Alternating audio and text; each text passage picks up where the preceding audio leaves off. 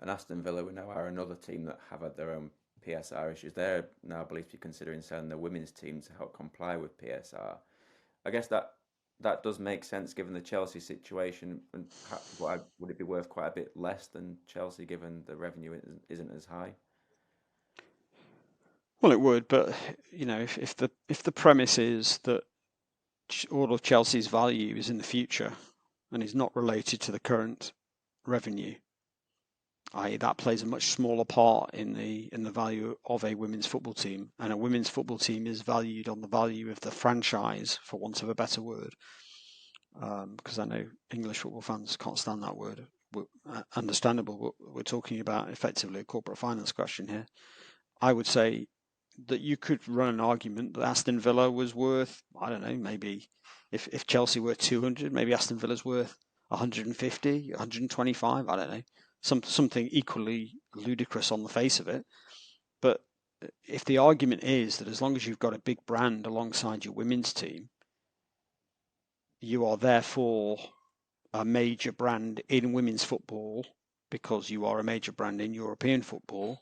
Therefore, it's got a value of a multiple of revenue of 20 times revenue, let's say. Well, then they're worth the sorts of numbers I've just said. I mean, this is the nonsense of it, and that's why immediately upon the Chelsea news coming out, you had Aston Villa's that story coming out about Aston Villa sort of testing the water, seeing what the reaction might be, um, because they don't. The club doesn't lose anything really. Yeah, the owners don't lose anything. All they're doing is moving it into a separate entity.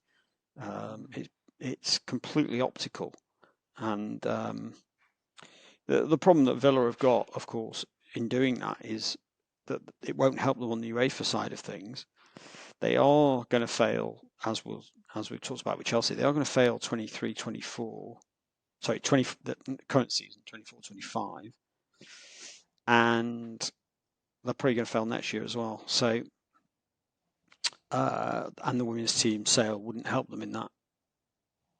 And they've got Mm. these issues that I mentioned earlier about player swaps. In fact, they've got more player swaps because most of their business that they did in the summer included an element that probably will be disallowed by UEFA.